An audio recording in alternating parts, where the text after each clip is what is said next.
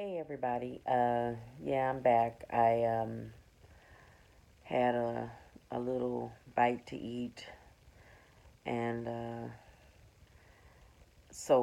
yeah, my stalking activity is back in full force. Um Today I was pretty much the free Uber cab person. Everybody wants a ride, nobody has gas money, and you know, I really should learn how to say no. But I know how it is when you don't have a vehicle. I've gone without one myself in my life, and it sucks.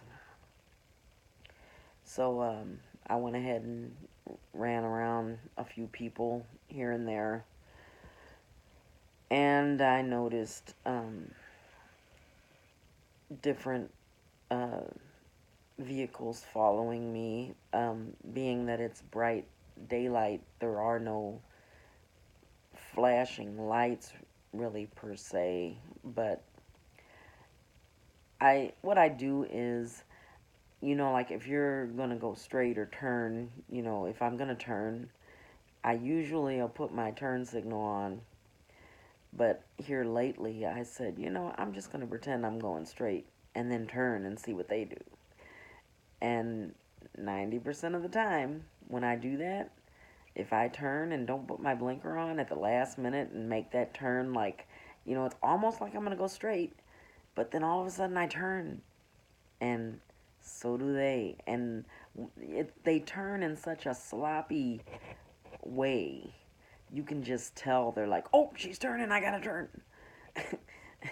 And then I notice, they'll follow me a little ways and turn off, and another vehicle will come right behind me, right after them. And I'll think, well, no, I'm sure they're not following me. And it's the same thing. They really are following me. And no, I do not think every single car on the road or truck is following me. I mean, I know everyone outside in the neighborhood or wherever I'm at is not on a assignment to follow Marianne King everywhere she goes. I know this. But I get a lot of people following me. And sometimes what I do is when they're behind me, I'll pull over to the side. And it's like they don't know what to do. I mean, just like earlier today, I did that. Um, I had a friend with me. Somebody was following me for a long period of time. And I said, screw this. I'm going to pull over to the side. And I did. And they just stopped dead in the middle of the street. They were like, they didn't know what to do. And I started messing with my phone. And I said, let's just see what they do. And I said, now, if they pull to the side, that's going to be really, really, you know, I just can't believe they'll do that. And they didn't. They sat there for a few seconds, in disbelief, like, oh, what should I do? Shit, she pulled to the side. And they just drove on straight. Their following me was over. So, then the guy I was giving the ride to, he said, what are you doing? I said, oh, I'm just messing with my GPS for a second. And, I didn't want to tell him because he'll, of course, think, oh my God, she's nuts. And so, I went ahead and took him where he had to go. And heading back to my house, though, as I got closer into my neighborhood, the people that were always behind me, it's not always the same vehicle either. They're different vehicles, but there are some that are regular followers, and I know their vehicles. There's a burgundy SUV that follows me a lot, and I didn't see him today, but and the majority of my followers are men. I've noticed. I don't seem to get too much stalking from women, so I find that odd. I don't know why that is. But so I just blasted my radio real loud, had the windows halfway down because it's a beautiful day out. It's like 65 degrees. And I pulled onto my street and said, well, hopefully there's a parking spot for me out front so I don't have to park in the garage. And there was. And so I parked and had the radio blaring. And I thought to myself, now let somebody say something about this. Like, because they're always playing their music, my neighbors, real loud late at night at 1 in the morning or whatever, and there is no disturbance call on them. So here I am in broad daylight, and it's 4 o'clock in the afternoon or whatever time, 3:30, and I just dared them to say something. I was like, you know, I gotta have some kind of rights.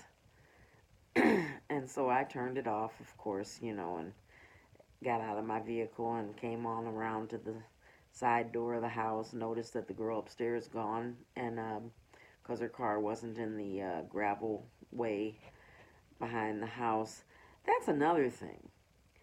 This girl upstairs, I keep calling her a girl. She's a woman, but I don't know, the girl upstairs. Anyway, she's gone through like 4 vehicles, and one of them she parks a street away. It makes no sense. I mean, first of all, I noticed one time her dad came to visit, and he had New Jersey plates, and it was some kind of black little small vehicle. I don't know what it was. And I noticed she was using that for a period of time.